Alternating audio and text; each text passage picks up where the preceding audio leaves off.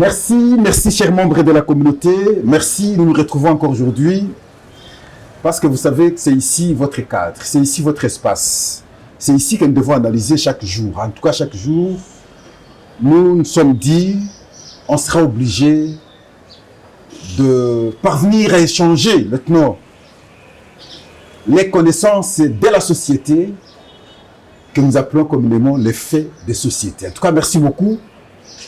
Merci. Nous remercions particulièrement ici ceux qui nous ont écrit et d'autres ont déploré la qualité du son. En tout cas, merci. Comprenez que nous ne sommes pas sur notre plateau parce que les travaux sont en train d'être faits. On a choisi notre cadre pour ne pas être à mesure de vous informer pratiquement chaque jour. Et pour cela, nous vous présentons toutes nos excuses, mais d'ici quelques jours, nous allons reprendre notre plateau. Vous serez très parfaitement davantage servis. En tout cas, merci beaucoup. Et voilà, on est là pour analyser une fois de plus sur les questions d'actualité, comme nous avons dit. L'actualité en République démocratique du Congo aujourd'hui tourne autour de ce projet de l'Obito.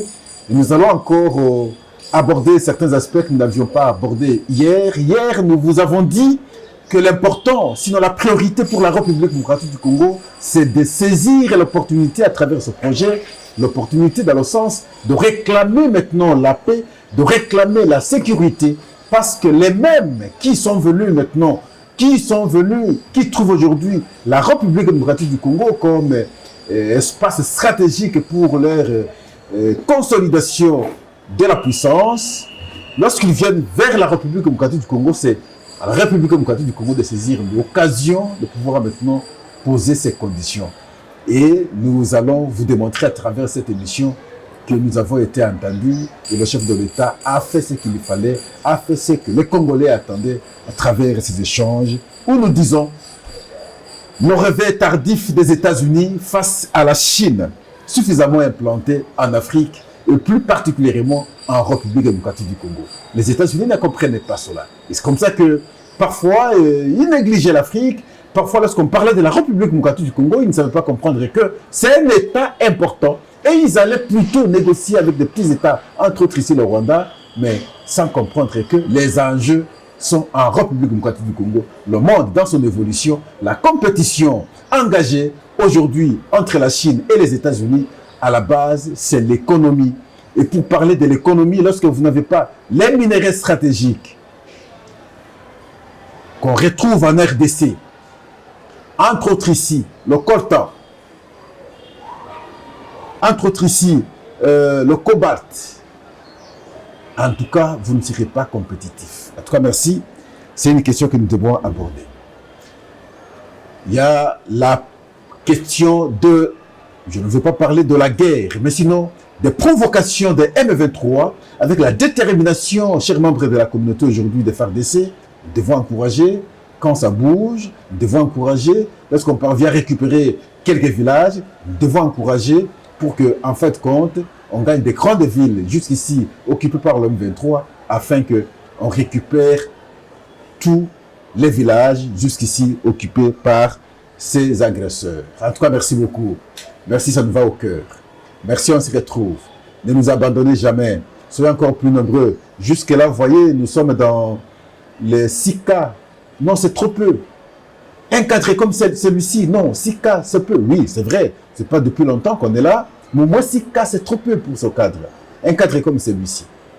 Nous méritons aller au-delà de 200 cas.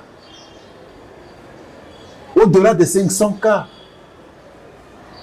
Ici, il n'y a pas d'insanité, il n'y a pas d'inutile. Ici, nous instruisons les gens. Nous informons exactement à travers nos analyses. Nous parlons pays et nous défendons pays. Et nous devons tous participer à cette défense à travers vos points de vue. Vous nous aidez pratiquement chaque jour. Et vous avez suivi quand un d'entre nous a parlé du son. Je suis revenu le matin pour vous expliquer et vous présenter, en tout cas, toutes nos excuses. C'est une participation, en d'autres termes. Tout ce qui est dit pour le bien de l'État est relayé à travers nos analyses dans les émissions qui suivent. Donc, soyez encore plus nombreux.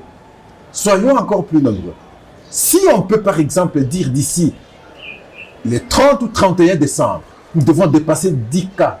Mais ce n'est pas impossible avec les membres de la communauté, si chacun s'est mobilisé. En tout cas, merci. Merci. L'émission d'aujourd'hui, nous l'intitulons de cette façon. Le réveil tardif des États-Unis face à la Chine qui s'est suffisamment implantée en Afrique.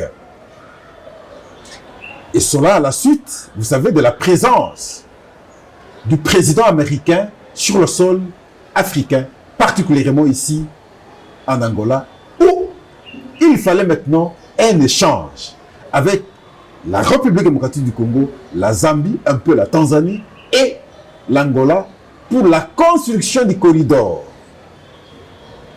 L'objectif ultime de ce corridor, c'est l'acheminement des matériels, sinon des minerais stratégiques, qui se retrouvent en RDC, en Zambie et en Angola. Mais plus particulièrement en République démocratique du Congo, s'il vous plaît. Et nous disons, c'est un réveil tardif. Si au moins les États-Unis avaient compris tout ça depuis longtemps, les considérant, nous, comme grande puissance, je pense que tout ce que nous avons comme rébellion, comme agression, ne se produirait pas. Et voilà pourquoi nous informons aux États-Unis, et d'ailleurs ils comprennent, déjà, la Chine a au moins 80% de l'exploitation des minéraux. Pas seulement en RDC, mais pratiquement sur toute l'Afrique. 80%. Mais en ce qui concerne la République démocratique du Congo, dans le cadre maintenant des corridors, les Américains se sont réveillés, disent, bon voilà, sur 100%, c'est vrai, nous comprenons que la Chine a déjà gagné au moins 80%, mais les 20% qui restent, nous devons nous battre pour que la Chine ne puisse pas gagner 100%, nous puissions ne fût-ce que gagner 20%. Le réveil tardif. Le réveil tardif des États-Unis. Et là, nous parlons aujourd'hui, il y a guerre, la bataille des minéraux. Il y a la bataille des minéraux. Comment la RDC peut se positionner dans cette bataille des minéraux? D'un côté, il y a la Chine, qui a également aussi ses voies de sortie des minéraux, où les minéraux passent par la voie de l'océan Indien jusqu'en Chine. Mais au centre, c'est la RDC. Et voilà, les États-Unis aussi viennent. Bon, voilà, de la RDC, nous prenons au corridor le buteau pour finalement prendre l'océan Atlantique. Alors maintenant, le pays qui est au centre, qu'est-ce qu'il va bénéficier considérablement? Mais je crois qu'on peut même être la locomotive en Afrique aujourd'hui, au regard de l'enjeu, si nous saurons faire le jeu. On est dans la chasse, en tout cas du trésor géostratégique et géopolitique. Au centre de tout, comprenons ce que nous devons faire. Ils viennent chasser, mais nous, qui produisons ce qu'ils ont besoin pour chasser, quelle est notre part? Quelle est notre considérable part? C'est là l'enjeu, c'est là la priorité, c'est là l'interpellation d'ailleurs. Et cette construction ira jusqu'à l'intérieur de la République démocratique du Congo. Mais je prends ici spécialement, en tout cas, Kolwezi. De Kolwezi jusqu'à Lobito, je crois que c'est 1500 km qu'il faut construire maintenant le chemin de fer. Objectif, vous comprenez, c'est sortir le minerai. Notre pays a des minéraux indispensables. Je dis bien indispensables à l'économie numérique et à l'économie des voitures électriques. Mais c'est l'enjeu du monde aujourd'hui. Le monde aujourd'hui, c'est l'Internet, c'est les téléphones, c'est les ordinateurs, ainsi de suite. Le monde aujourd'hui, c'est les voitures électriques, et ainsi de suite. L'économie verte, pratiquement. L'enjeu du monde aujourd'hui, l'économie du monde aujourd'hui, c'est là. Et curieusement, aujourd'hui, c'est la République démocratique du Congo qui est le pays solution. Mais nous sommes pays solution. Mais nous apportons des solutions au monde, que ce soit sur ce qui concerne le dérèglement climatique, mais c'est la RDC qui équilibre le monde. Que ce soit sur la fabrication aujourd'hui de batteries pour de voitures électriques, mais c'est la République démocratique du Congo qui est au centre aujourd'hui avec ses minéraux. Est-ce que nous comprenons ça? Oui, je sais, je comprends que nous comprenons cela. Est-ce que nous menons bien le jeu? C'est là l'enjeu et nous devons savoir mener le jeu. Information. Nous sommes, République démocratique du Congo, le premier pays producteur de cuivre en Afrique. Nous, la République démocratique du Congo, nous sommes le premier pays producteur de cuivre en Afrique. Nous sommes le premier pays producteur mondial de cobalt. Nous sommes le premier pays producteur mondial de cobalt. Nous sommes la première réserve mondiale de coltan. La République démocratique du Congo. Nous sommes la première réserve mondiale de coltan. Nous sommes la 7e réserve mondiale de lithium. Sans compter les diamants, sans compter d'autres minéraux. Mais vous comprenez que nous sommes un pays si important qu'on doit nous prendre au sérieux et nous considérer. Hier, lorsque j'avais argumenté, j'étais en train de m'interroger sur qu'adviendra lorsque Trump prendra son fauteuil le 20 janvier. Est-ce qu'il ne va pas mettre en cause les initiatives jusqu'ici prises par Biden?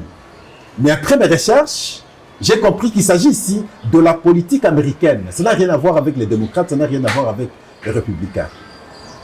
Parce qu'ils ont compris, les États-Unis, qu'ils semblent être en perte de vitesse face à l'évolution du monde aujourd'hui avec les BRICS. Aujourd'hui, la Chine s'impose sur le plan économique. Et dans cette allure, si les États-Unis doivent continuer maintenant à développer la politique de vase clos, croire qu'ils sont puissants, ils vont rester puissants éternellement, les autres émergent et vont maintenant s'imposer sur le plan économique, vont s'imposer sur eux. Et là, ils se réveillent. C'est comme ça que nous avons dit, le réveil est tardif. Ils se réveillent, ils comprennent ce qu'ils doivent faire. Et le pays visé, c'est la République démocratique. Ça, c'est une politique d'un pays. Ça n'a rien à voir avec les démocrates, ça n'a rien à voir avec les républicains. Donc, lorsque les républicains seront maintenant installés, ma foi, ils seront obligés d'appliquer, ou sinon de continuer à respecter ce contrat, ou son projet, en tout cas jusqu'ici initié par le pays à travers les démocrates qui sont au pouvoir. Le président de la République, Félix-Antoine Tshisekedi, fait le déplacement de l'Angola. Et bien avant, nous avons organisé notre émission. Et bien avant, encore autre jour, bien un jour passé, et nous avons, à 2 jours passés, nous avions abordé cette question lorsque Biden arrivait en Angola. Mais ma satisfaction aujourd'hui, c'est que quand le président de la République est arrivé, dans ces échanges, il a abordé pratiquement tout ce que nous avons suggéré. J'ai aimé. Que ce soit à travers son discours, que ce soit dans les échanges directs avec le président américain, qui a encore 2 mois. Pendant ces 2 mois, des décisions peuvent être prises. Des instructions peuvent être données. Les États-Unis peuvent dire au Rwanda, par exemple, stop, qu'on arrête tout, on ne veut plus entendre. Parce que lorsqu'ils investissent dans un pays, mais ils doivent sécuriser également leur investissement. Lorsque vous venez chez nous, vous exploitez ce que vous trouvez important pour nous, mais vous devez également nous sécuriser si réellement vous êtes la grande puissance. Et ça a été notre requête, au-delà de l'argent, ce qui était plus prioritaire pour les Congolais, c'est la sécurité. Si les États-Unis peuvent garantir la sécurité pour la République démocratique du Congo, ce sera alors une très bonne chose. Mais le président de la République, lorsqu'il prend parole, il est dedans. Il a insisté, nous allons reprendre les propos du président de la République. Je dis bravo, monsieur le président. J'ai été très content de ce propos. Vous aviez démontré l'engagement du pays, avec le souci, bien entendu, de retrouver, en tout cas, la paix dans ce pays. En tout cas, merci. Vous n'avez pas tergiversé. Vous avez commencé par démontrer l'importance du projet. Vous avez démontré, en tout cas, l'emplacement stratégique de la République démocratique du Congo. Vous avez démontré les différents minéraux qui regorgent la République démocratique du Congo. Mais bien que tout ça soit pensé, on ne peut réussir que si la sécurité est garantie. On ne peut réussir ce projet que si la paix est imposée. Parce que le pays aujourd'hui, c'est un pays agressé à travers le M23 qui est une marionnette rwandaise. Et voilà pourquoi nous avons bien voulu qu'on aborde la question sur l'angle de la réclamation de la sécurité. Et parce que moi, Pascal, je ne mâche pas les mots, je savais que les démocrates étaient pour beaucoup contre nous. Et maintenant, le réveil tardif finit par faire comprendre aux démocrates que la République démocratique du Congo, c'est un pays inévitable. C'est un pays qu'il faut compter avec. Si vous écartez la République démocratique du Congo et qu'elle s'attache, par exemple, à la Chine, en tout cas, carrément, le cap de 10 ans, le cap de 20 ans, si plus de 30 ans, vous ne serez plus grande puissance. Ça, c'est une évidence. Si la Chine doit avoir la même mise totalement ici pour exploiter tout ce que nous avons comme minéraux, les États-Unis ne seront pas grande puissance dans 10, 20, 30 ans. Ah, ils ont compris. La Chine est là suffisamment implantée. La Chine est suffisamment implantée. Mais posons-nous aussi la question. La Chine est suffisamment implantée, 80%. En contrepartie, qu'est-ce que nous gagnons de la Chine sérieusement? Qu'est-ce que nous gagnons de la Chine très sérieusement? Le pays gagne quoi? Le chef de l'État dit, pour donner chance, là je lis intégralement, pour donner chance à la réussite de ce projet, il faut privilégier prioritairement le retour de la paix et de la sécurité en République démocratique du Congo. Ce corridor permettra de valoriser localement le cuivre, essentiel à la transition énergétique mondiale, tout en stimulant l'industrialisation et la compétitivité.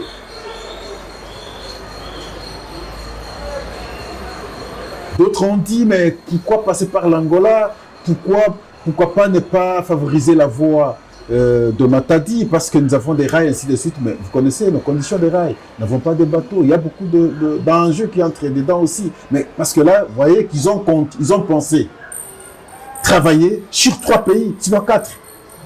Mais si on passait par Matadi, ce serait alors un dossier particulier de la République démocratique du Congo. C'est là la réalité. Parce que le projet pour 4 pays, 3 d'abord prioritairement, et la Tanzanie, ça fait 4, ça fait 4. Mais on ne peut pas maintenant venir vers Matadi. Et voilà pourquoi on est allé de l'autre côté, de façon que très facilement, parce que quand vous parlez de loin là, c'est parce que vous n'êtes pas arrivé, par exemple, à notre frontière avec la Zambie. Mais c'est le même peuple. Et là, c'est plus facile. Vous allez en Angola et puis c'est parti. Je crois qu'on a réfléchi comme ça pour que la régulation soit plus facile. Vous êtes en Tanzanie, vous êtes en Zambie, vous êtes en RDC, vous êtes en Angola, ils peuvent circuler très facilement. Et là, ça va même booster le développement. Et ça va éviter même l'insécurité. Ça, c'est une réalité aussi. Et ça va désenclaver l'entité. Parce que quand vous allez, par exemple, vous êtes à Kasenga, vous êtes à Puerto, là, ça fait frontière avec la Zambie. Mais les gens sont sérieusement enclavés. Ils sont plus avec la Zambie qu'avec la République démocratique du Congo. Mais encore avec le chef-lieu de la province, qui est le Haut-Katanga. Je veux parler ici de Lubumbashi. Et voilà pourquoi c'est important. Ce projet pourra désenclaver l'entité. Si simplement nous serons sérieux, si nous serons sérieux, nous serons maintenant capitalisés. De ce projet, nous avons 2 choses à pouvoir bénéficier, mais prioritairement, la sécurité et la paix. Deuxièmement, des moyens conséquents pour construire le pays par la suite. Parce que ce sont des minéraux stratégiques, recherchés aujourd'hui. Aucun pays ne peut s'en passer de ces minéraux aujourd'hui si il veut le développement, s'il veut la compétition, s'il veut émerger.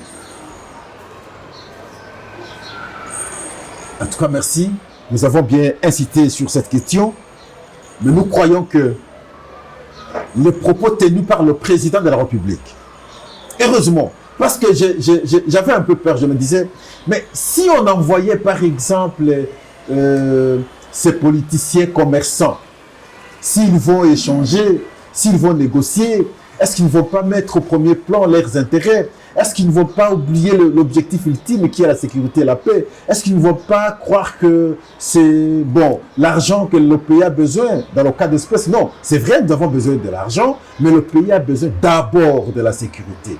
Parce qu'il s'est agi là, un échange avec la grande puissance. Je vous laisse suivre un peu l'extrait du président de la République. Et nous allons revenir pour clôturer notre émission.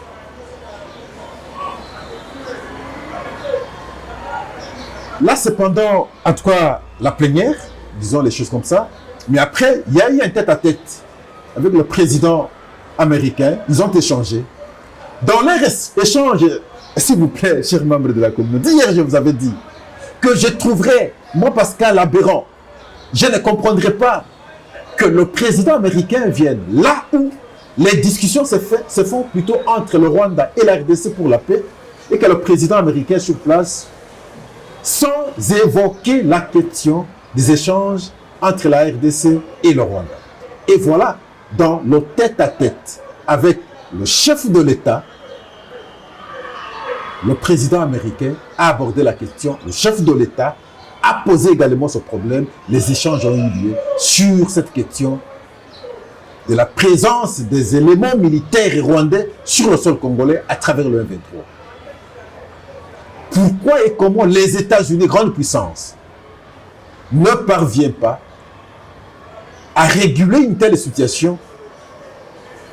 Et pourtant, les mêmes États-Unis pensent maintenant collaborer sur le plan économique avec la République démocratique du Congo à travers ce projet corridor. La moindre des choses aurait été de mettre un terme à ces aventures. Ils ont échangé. Des délibérations dans le cadre de ces échanges n'ont pas été communiquées. Mais à travers les actes, nous allons voir. Et je suis en train d'observer, chers membres de la communauté, un leader ne se limite pas dans le présent. Moi, Pascal, j'ai fourni toujours l'effort d'anticiper. Je regarde maintenant sur le terrain maintenant des affrontements, que ce soit à Lubero, que ce soit à Massissi, que ce soit à Rutshuru. Vous allez vous rendre compte que le M23 est en train de reculer. Lisez les signes. Vous vous rendrez compte que le M23 est en train de subir à ce stade. Je ne veux pas trop rester incompris, mais laissons les choses évoluer et nous allons voir comment ça va se passer. En tout cas, merci. Au revoir. N'allez jamais ailleurs. Restons ici. Appuyez-nous. Complétons-nous. C'est très important. On n'est pas piqué de la mirandole. Les petits arguments que nous avançons là, c'est après avoir été en contact avec les membres de la communauté. Et nous vous aimons beaucoup. Nous vous aimons beaucoup, très sincèrement. Nous vous aimons beaucoup. Mais nous pouvons avoir d'autres cadres. Moi, je veux que nous ayons encore d'autres cadres. Vous devez nous appuyer aussi. Il y a un membre de la communauté qui m'a appelé à partir du Canada pour me dire, il m'a demandé tout ce qu'il faut pour qu'il nous envoie des caméras, des télés. Pascal, c'est extraordinaire, c'est que moi je suis souvent des émissions ailleurs, les gens ne sont pas en tout cas focalisés sur l'essentiel comme vous le faites. Je dis bon, en tout cas merci beaucoup. Si vous le faites, je serai le premier à pouvoir témoigner auprès de la communauté qu'il y a de ceux-là, des Congolais, qui aiment vraiment leur pays et qui participent à l'évolution, en tout cas, de leur pays. En tout cas, merci beaucoup, au revoir et à la prochaine.